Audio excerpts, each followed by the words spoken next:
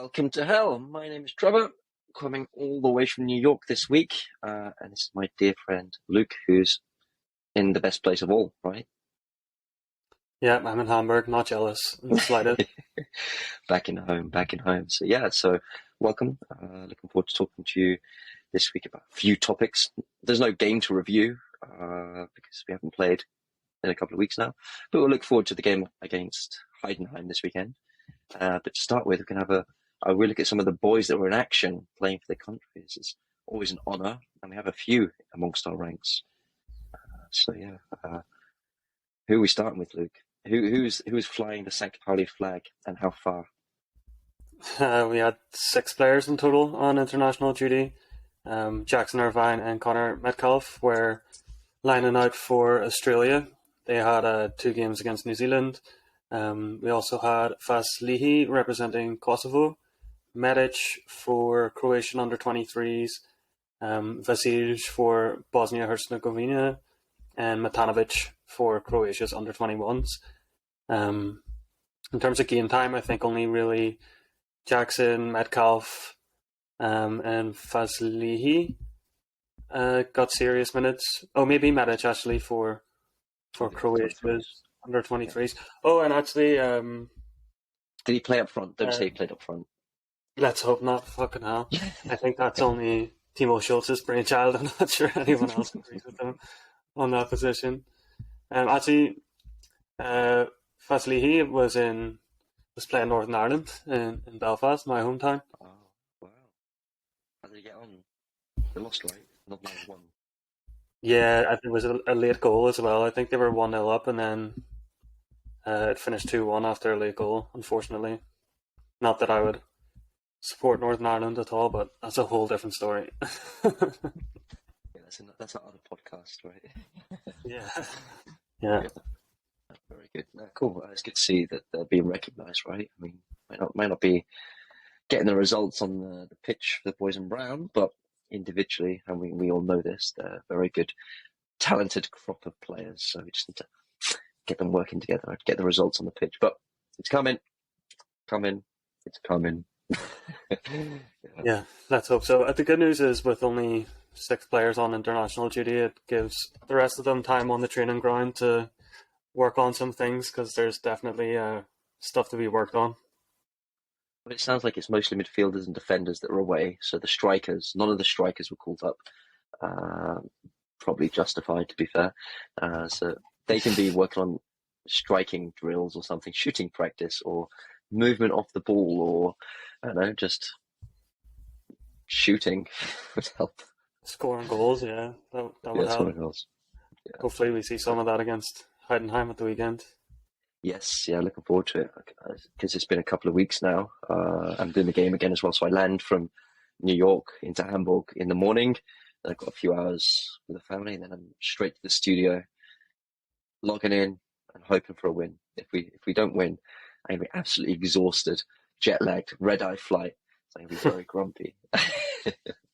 How have you been? Past the day after.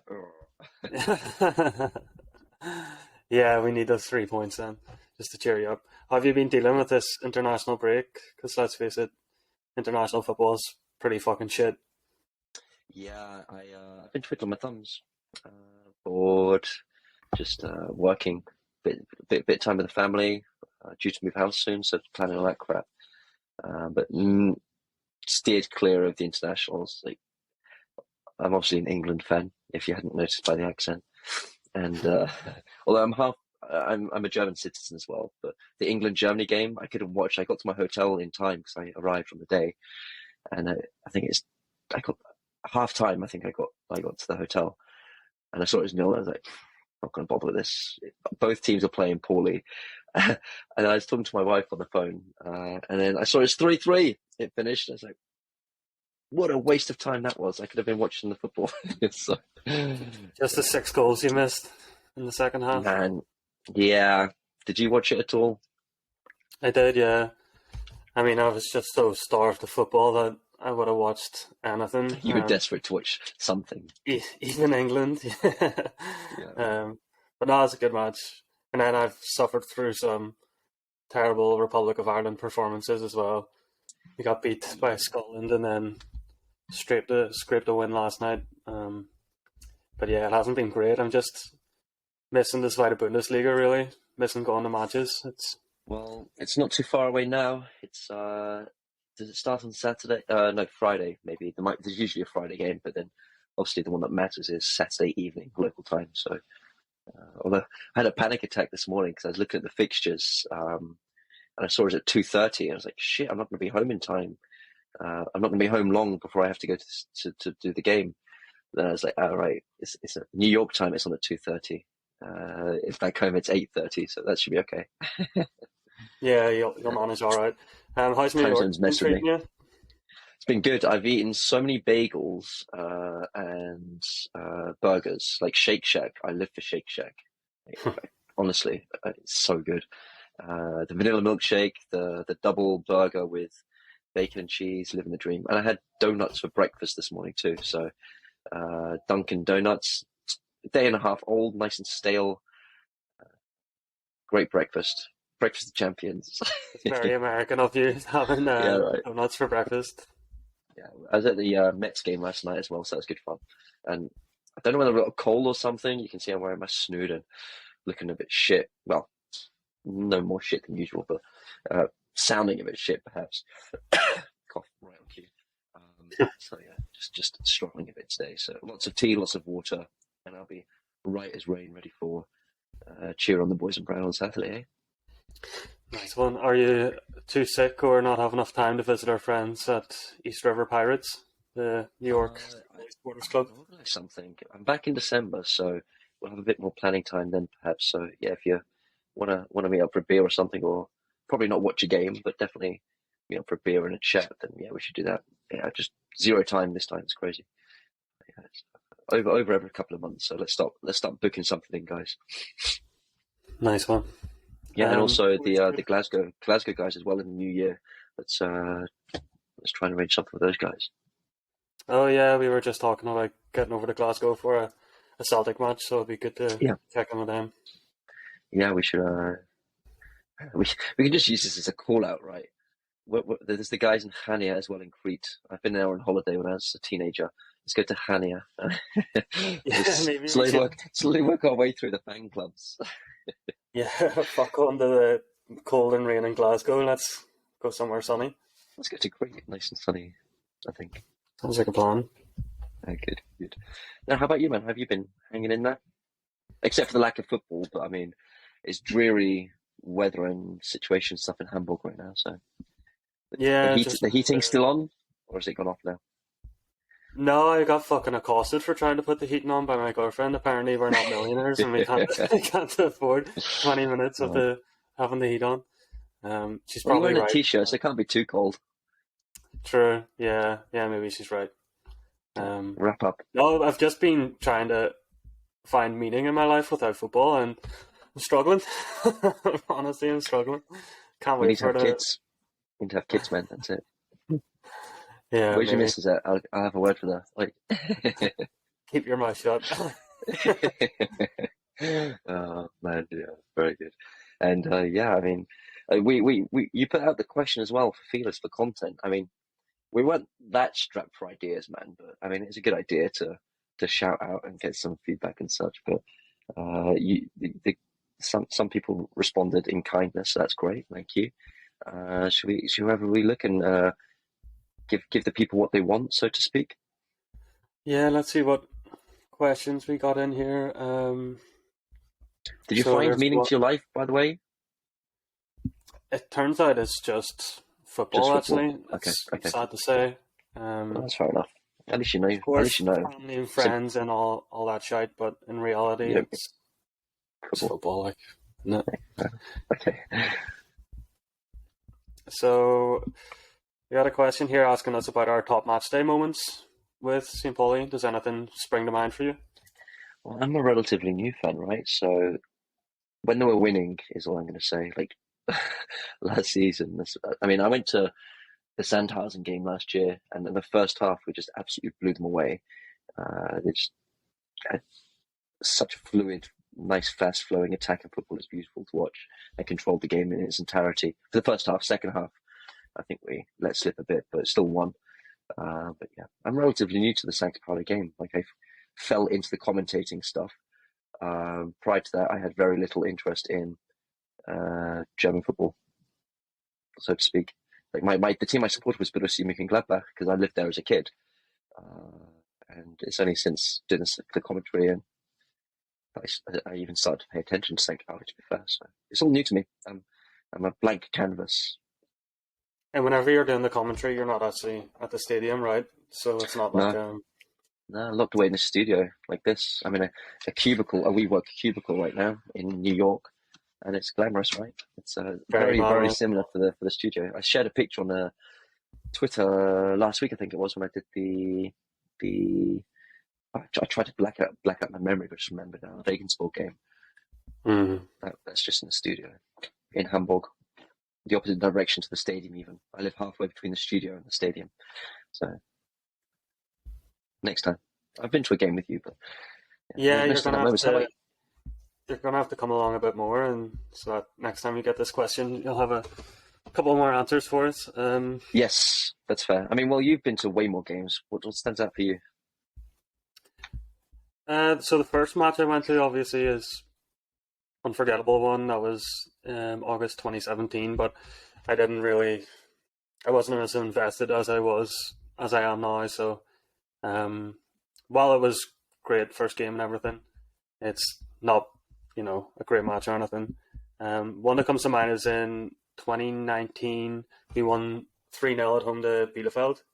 And it was the first match that my dad came along to. And nice. He's only really experienced, like English Premier League's atmosphere.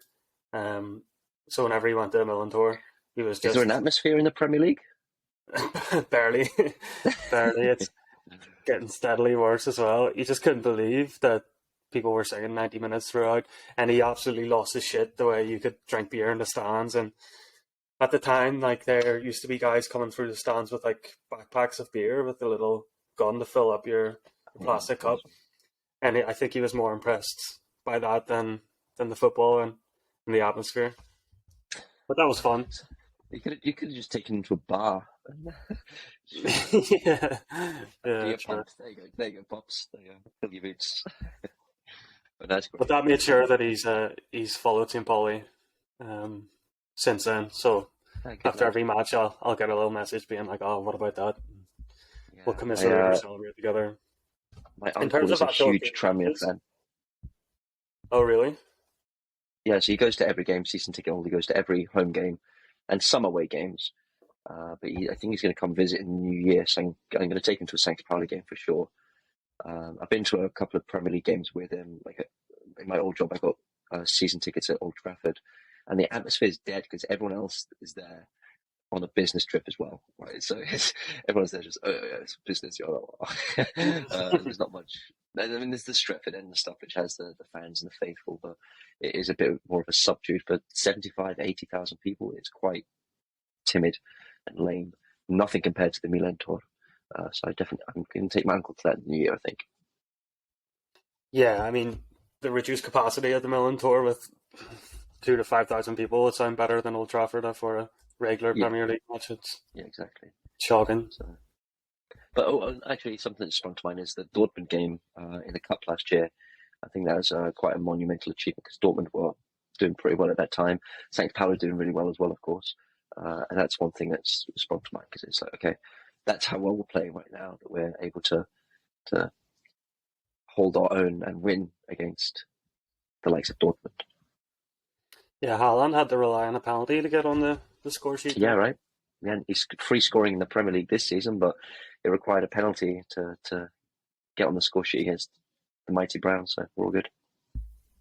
Yeah. One that comes to mind for me is October last year. Absolutely pumping Hansa Rostock 4-0 at home. It's the first time, or I think it might have been Jackson Irvine's first goal for the club. Or no, he got the first of the 4, but it was the first time I saw him score for the club. And it was just mental. Great match as well. Anytime you beat Hansa by 4, it's going to be a memorable one. Yeah, it's it didn't go that way when we played them this season, but we still got another leg at the Millerntor, so we'll make sure we make amends then, hopefully. Yeah, let's hope so. And then in September 2018, there was the last minute winner by Noideka against Paderborn, and I was behind the goal for that one. And it was the last match before I moved away for a couple of years to Canada, and I was with some really good friends, and it was just pandemonium. Whenever that went in, like probably the most beer soaked I've ever been at a St. Pauli game. Just we'll have to rectify that next game I come to. It'll probably be winter. I'm just going to drench you, goal or no goal. No thanks. So I can take that title, the most drenched you've ever been in beer. You would literally freeze to death. I'm convinced the coldest place on earth. Yeah, it'd be horrendous, but no, cool. I mean, yeah, we need to scrub up on memorable moments, but we're both relatively, me more so, relatively new to the St. Pauli Legion of fans, so but there's some gems in there already, but we can definitely add to that over time, I'm sure. Yeah, hopefully we get a few more notable ones this season. Already there was Irvine's header in the last minute against Hanover away. That was class. Yeah, there were a couple of last minute goals that we scored recently, but nothing that's been like other than just securing a point, right? It wasn't like to secure promotion or to coming from 2 or 3 down. Like I've got those with Tranmere, like when we beat Southampton 4-3 in the FA Cup in, what was it, 2000, 2001 or something. Those kind of things just stick with you. I don't think I've not got that moment with St. Pauli yet, that relationship, so that will come. It's coming for sure. Maybe so this season, also, but... oh come on, we had at least one. Yeah. Medic scores as a striker. That would be a memorable occasion. Yeah, too right. Or he goes a match without fucking up. That would also be a memorable occasion. Yeah, I'll take that as well. Do you have a favourite St. Pauli jersey? That's one of the questions we could ask. Oof, no. Throughout the years. I see some old school ones like the Astra and the black and white. They always look pretty cool. They're quite iconic as well. I don't know what year that's from or anything, but last season or this season, they're both right.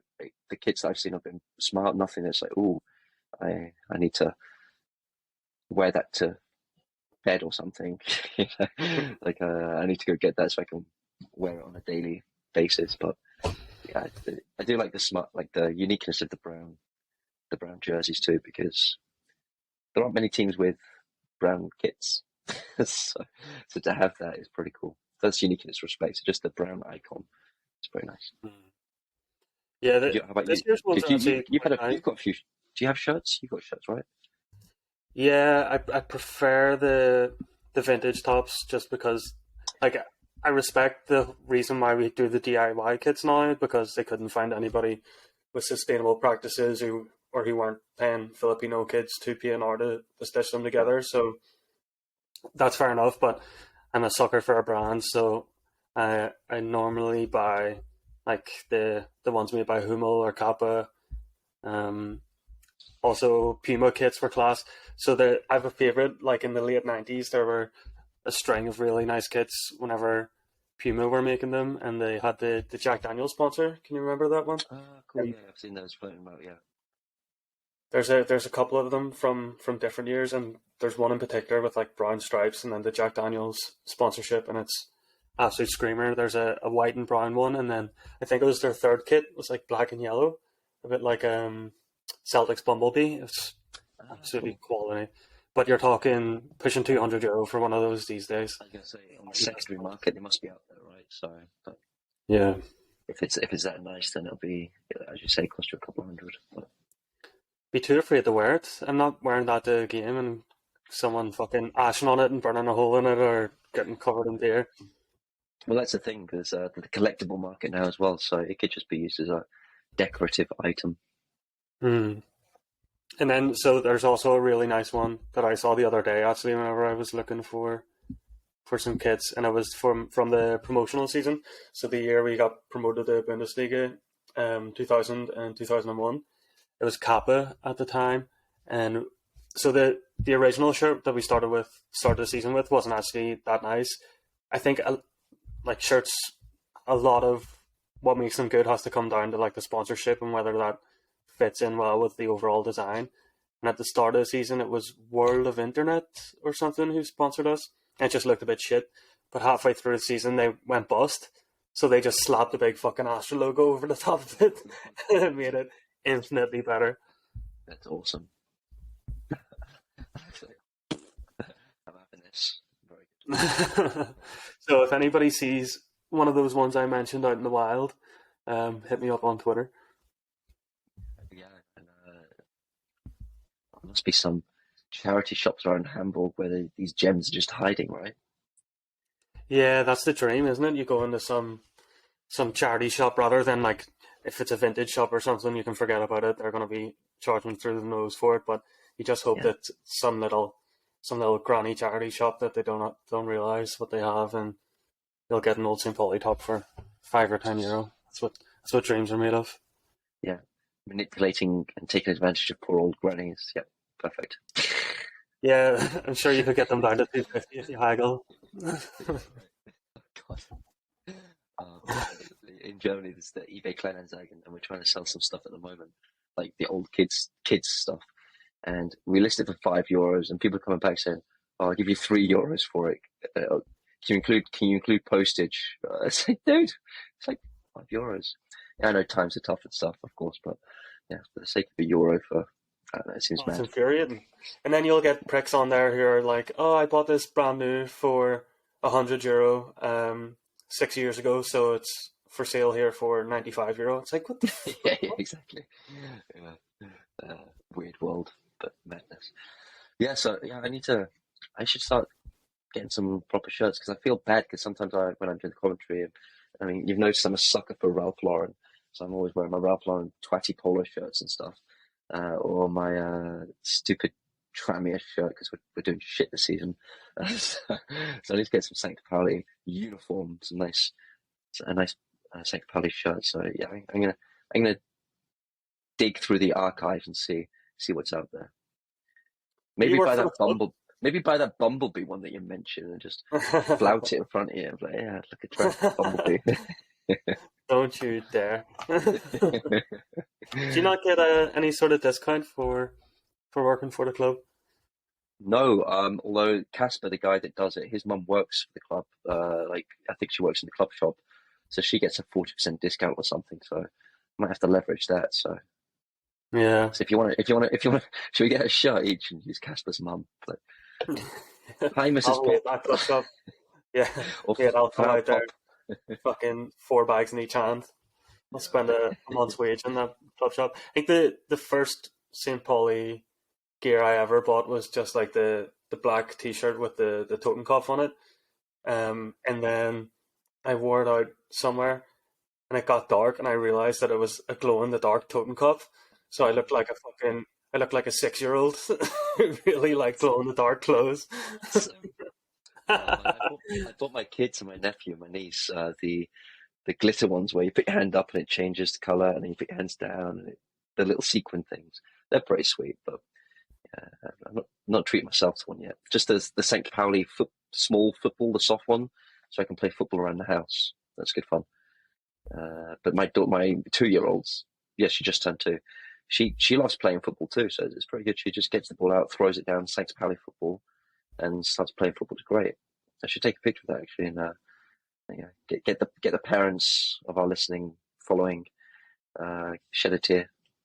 How do you feel about the whole commercialization of the club and slapping our logo on everything from baby bibs to toasters and all that shit?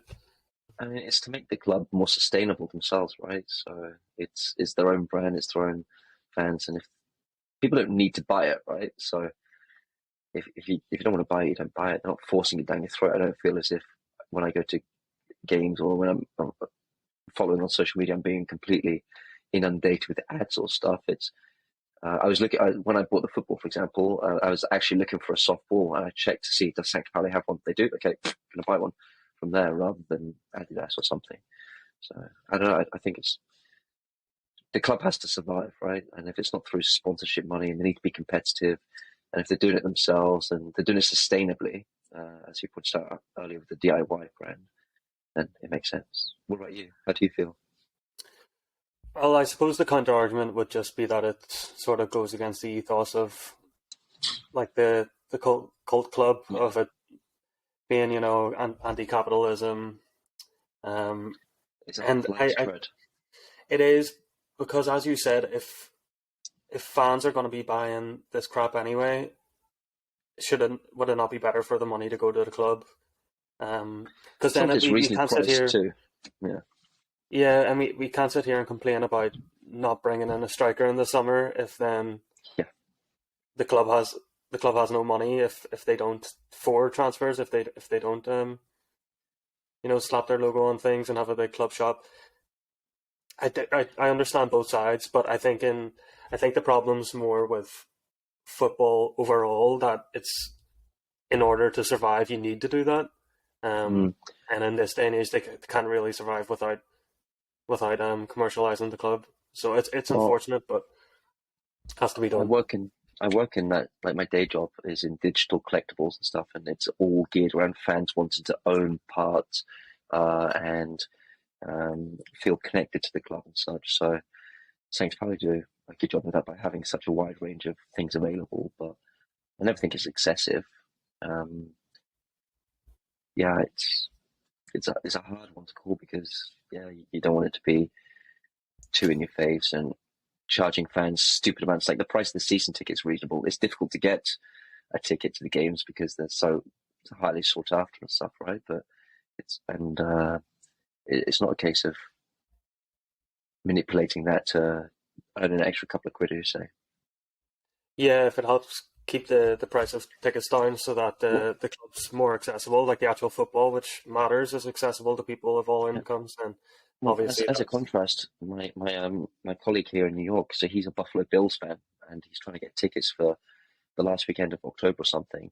And the cheapest tickets available, and it's the cheapest ticket, like the cheapest ticket category, is $500 for one game. Fucking hell, that is ludicrous. And it's not even a good seat. And the more expensive tickets are $800 each. So I mean, you'd never get that St. Pauli. If it's St. Pauli going for the Bundesliga last game of the season against Hansa Rostock at home, you know that they wouldn't be allowing tickets to be flouted for X times. They have a rule on their site that you can only sell it for a certain percentage above or something, I think. So it's and then you go there and you'll be spending $12 for a beer or something insane. You mean the Buffalo Bills game? Yeah, well, yeah. It's the MLB game last night. So Mets, it's $18 for a Bud Light, which is basically piss water, and it's in a can, and it's $18 for a beer, and it's not even good beer. So yeah, it's that's capitalism in it, right? So, whereas the Saints Pauli thing seems to work. Yeah, yes, they sell stuff, but it's so the fans can be connected, because otherwise they'd buy it from Adidas or something else anyway, right? Fuck, I have so much sympathy for our American listeners out there that they have to shell out so much money for to go watch their favorite sports. Maybe I don't think that's standard though. I think that's an exceptional scenario because it's Halloween weekend, the 30th of October. He's planning to go, so I think that might be a reason for the price to be driven up. And Buffalo Bills are playing well this season. I don't know what it's like normally. Like I don't like the tickets I paid for last night at the MLB were like $60 to $70 or something, and it's in the ninth row and whatever. Not behind the bat or anything, but not too bad. And yeah, that's $50, $80. I think I didn't pay directly. The company paid, but it wasn't $500. That's for sure. But also, then you have to sit there and watch baseball, which would bore the tits off you. God, it's like I've been now. I'm never going again. But to baseball fans out there, fair enough, persevere. But it's brutal. It's a slog, absolute slog. I didn't even have internet because I don't have 4G or 5G over here because I'm too cheap to buy a SIM card for the week. So I was just sat there watching the game, talking to people, drinking beer. was horrible. The only baseball game I've been to was the Yankees in New York, and it's just like initial excitement because you're like, oh, this is a novelty, and then you're like, fucking, how long does this go on? And then all of a sudden, so just no atmosphere pretty much the entire game, and then everybody screamed and got up and left, and I was like, what the fuck just happened? And my mate was like, oh, did you not see it? That was the winning run or whatever.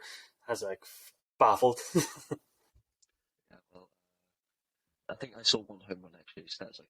But it's for the opposition team, so not that okay at all. But as a neutral fan, I don't care. But it was good to see at least one home run. No Nice. shit, it was the Mets that got the home run. See, I don't even know what I'm talking about. Baseball and Trev does not go. Okay, yeah, maybe we'll stick to the football then. Oh yeah, let's do that. Are you playing on Monday, by the way?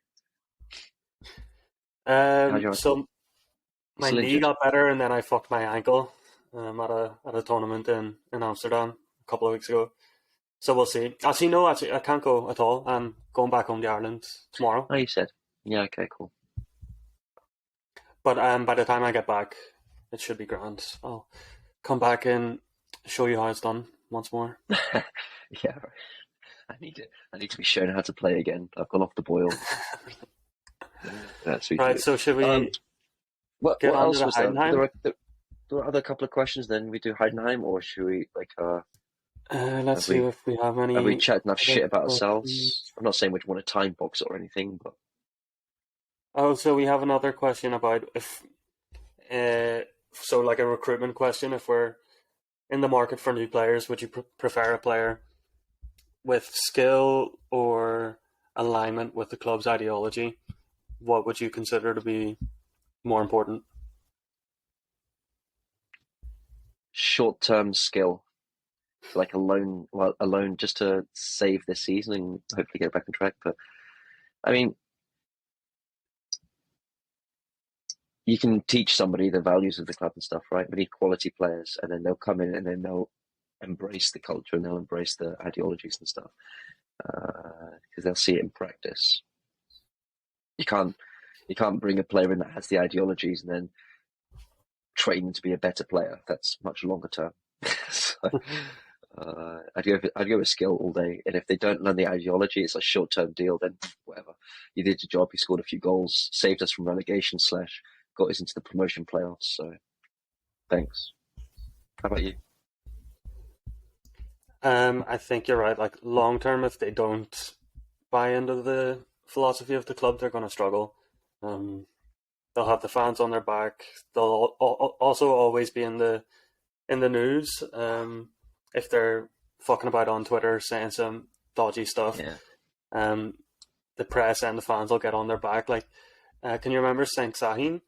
He got released after tweeting like approval of Turkey's military offensive in Syria a few years back. And then if you get released, then that the club would have fucking lost quite a bit of money on that deal. Yeah. To cancel his contract, But I've had him sold a few more shirts and stuffed footballs to make up for that. Is right.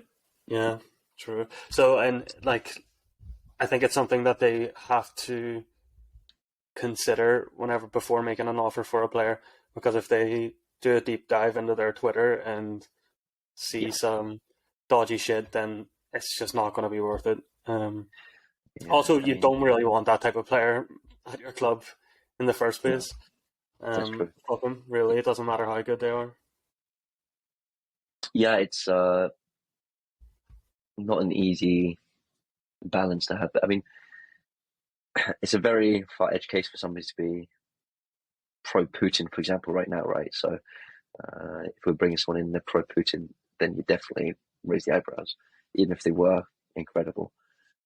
But short-term deal, if they do the job and maybe they're not completely aligned with the values and stuff, I'd accept that. But then longer term, so a year and a beyond kind of contract, then there'd have to be a little bit more. Because with that as well, I like meeting people that aren't the same values as myself, to understand their point of view better as well, and to try and not persuade them, but just to present my approach as well. I know I'm right, so it's fine. But just to understand, like, why are they like this? Why do they think that? What's the rationale, etc.? What's it based on? Where does it come from? Because it's I don't like being in a bubble, so I read multiple different news sources and stuff too, like the Guardian, etc., which is my go-to in BBC. But then I read other stuff as well, like the Sun, to try and get a feel for how other media outlets and other viewpoints are portraying the same topic. And one of my actual startups a few years ago was to do that specific thing, where you pick a topic in the news and then it aggregates the news sources together, so you can then see how other portals, what the other side's saying, so left, right, middle, are saying on the same topic, so you can form your own opinion. That's a good idea. Yeah, I'm not saying that they have to be full-blown Marxists or anything. It's just if they're tweeting some bigoted shit, or they have done, I just don't see how it's gonna last in the long term. Yeah. Well, yeah, that's a good point. I mean, they have a specific role within St. Pauli to do the due diligence on that, right? To go like sift through all their channels, because there's been a few times where players, I think, was it 2 Ireland players recently had to drop out because of old teenage posts about bigoted kind of stuff on the national level. Was that Ireland last week? Just literally last week, there's a video doing the rounds of Kyle Lafferty, who is probably the biggest piece of shit you'd ever encounter in your entire life. He is an absolute animal. I can't even, we don't have time to get into these stories. But so he played for Rangers, and he's a Northern Ireland international. Whenever he was in, right, this isn't the story, but just to give you an idea of the person, whenever he was playing for Rangers, he rented out this big ass McMansion because he thought he was balling because he got a decent contract, and he just trashed the place. Like the owner came around one time and said he just let the dog shit all over his house, like inside, like just a complete animal. Anyway, so last week someone went up to him in a bar in Belfast and asked for a photo, and the guy's mate was actually taking a video, and just before he was about to Lafferty was about to walk away, he went up the Celts or something like that, and then Lafferty just turned to him and went, "They're all a bunch of Fenian bastards," which is a real derogatory term for Catholics in Northern Ireland. You cannot be saying that shit, like, and it went viral, or it did, in the north of Ireland anyway, and he got taken out of the squad for their Nations League matches, and they're investigating. But I mean, it's nothing new, and he should know at this stage. And he must have got abuse in the streets so often. How do you not just let that slide off you at this stage? He's an old head these days. He should know how to react. You just reminded me. I went to the Super Cup Leipzig against Bayern with work, and we had Lothar Matthäus, who is doing a talk. One of the guys in the audience asked him, "So, are you like who's the best player you ever played with?" He's like, Maradona, hands down.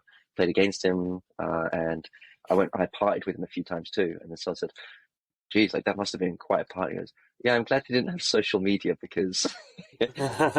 So footballers have been doing it for years, right? It's just now it's a lot more transparent and stuff. And I'm not saying there's right that what they do, but it's definitely a lot more public and a lot more apparent now. But Maradona and Lothar Matthäus, put that in the back of your mind as they're partying in Italy in the, was it mid-90s or something?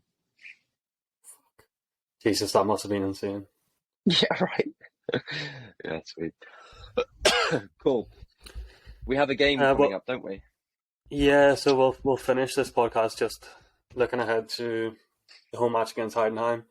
They're currently sitting 5th in the league, 4 draws, no win in their last 5. Yeah.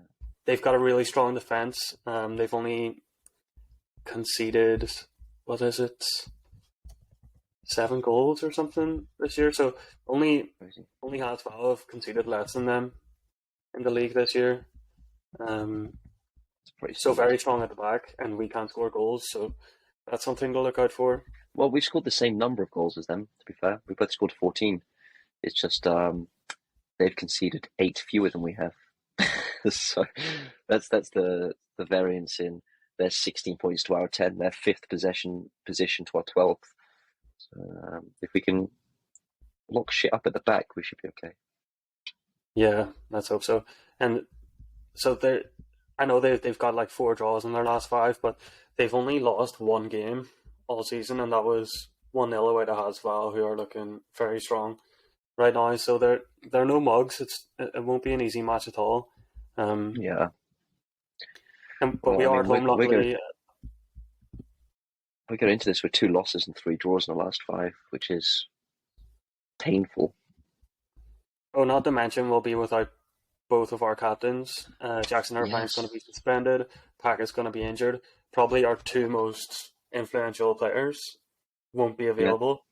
I forgot about that. So I don't want to be too negative, but just to add to that before we try and think of something positive. In our first 10 matches in the so you're trying to get all this shit out the way before we go. Yeah, but exactly. Don't worry, guys. It's going to be. So first 10 matches season, we've conceded 2 or more goals in 8 of those 10 games. See, they're the kind of stats I'd like to just ignore. Don't believe you. Oh man! So brutal. we can't keep a clean sheet. Actually, we can't concede less than 2 in most cases, and they're very, very stringent when it comes to conceding goals. So it's not looking good in terms of the stats. But with the head-to-heads, we won this fixture 1-0 last year, and it's been very even in terms of head-to-head. Well, completely even. Out of the last 16 matches, it's been 7 wins each and 2 draws. But if you're looking a bit of positivity, 5 of our 7 wins have come at the Millerntor. So okay, good. There we go. Let's hang on to that one. So just focus on that point. That 1 point. But I mean, as someone to keep an eye out for as well. If we can keep Kleindienst quiet, he's scored 4 so far for Heidenheim. So he's not top of the pile for most goals scored this season, but he's 1 ahead of Irvine and Egerstein, to be fair. So if we can keep him quiet, then hopefully the rest can just do the job that's required to get it at least 1-0 or something. And I'd take a 1-0 now, to be fair. Like, that would be sweet. Yeah, 3 points in a clean sheet. Fucking sign me up. Yeah. Like, I mean, if you ignore the stats in recent form and you just look at the 2 teams on paper, I still think we should be strong enough to beat them at home. It's just without Paquet and Jackson, that worries me a bit. It's a chance for the other players to step up, right? That's why you have a good, strong squad. And I think we've established that before, that our bench is quite strong. So it's a good range of players. It's not just 11 and then the other 7 on the bench are fillers. It's a good squad. So hopefully they can step up and stake a place for a starting position going forward, right? That's the purpose of having the squad. Yeah. So we're going to put sorry, go on. I would expect Ritzke to come in for Paquet at left back, and then maybe Fazlihi in midfield to replace Jackson. What do you reckon? No, I think they're going to change the shape. Oh, really? I think 3 centre backs, and then with 2 wing backs. So I think Zander and maybe Ritzke on the left, but with 3 centre backs and then 3 midfielders and 2 strikers. I think we might shake it up a little bit. It's a good chance. As you said, there's 2 influential players out of the equation. So do we go for broken, just throw caution to the wind and change it drastically, or just slot people into those positions? We shall see. It might not be a good idea to switch up the formation when we already have the uncertainty of 2 of our best players out. But we'll see. Is it a good idea to play Medic up front? It is not. I'll take that one to my grave. That's a hill I will die on. Yeah, that's fair enough. Well, we've done that so far this season, so anything goes. But Yeah. I honestly, I don't know. I think if it's like for like, then I think what you said, Fasili and Ritzka. I think Amenido and Eggestein will start up top again, with Dashner just behind, and then the rest will be same as. But otherwise, I don't know whether would it be nice to see a complete like 5-3-2 switcheroo. I don't know. Well, we've already recently changed to the 4-4-2. Or even 4-4-2 would pass. But We've done that the last few games to sort of combat against teams that sit deep with three centre backs, because we struggled in the previous formation, the 4-2-3-1. So I don't think it's time to. I think we need to give the 4-4-2 a bit more time, see if that works. Because it has shown some signs of promise, and it obviously takes time for the players it's good to have adapt. another option. It's good to have another option up your sleeve. And you're right, yeah, that 4-4-2 is another option, because if we just keep like the method of like the first side of Madness is doing the same thing and expecting different results, right? It's easy to combat. The opposition coaches know what to do. So let's have something to keep them guessing. Are we do predictions? Are we going to put our heads on the line and guess a scoreline? Oh yeah, I haven't prepared anything. I'll just have to go with the gut on this one. Let's go for one each. It's being optimistic. Oh, dude, I was going to go 2-1 to St. Pauli. I always go for a St. Pauli win. Well, never learn, but 2-1. All right, I want the 3 points. 2-1. And like I said, we all need it because it's a hard run until the end of the season now. So it's October and then the first 2 weeks of November, I think. So there's 6 weeks of football to go. And if we don't turn things around, we're all going to be very depressed at Christmas, because then the season doesn't start again until the end of January. I think it's a 2-month break because of the World Cup. And we need to get some form back before playing those bastards. Can you imagine going into the winter break, 2 months of being in a relegation scrap and knowing what's coming? Mm-hmm. Don't do it to me. Let's not think about it. All right. St. Pauli ruining Christmas worldwide. 2022.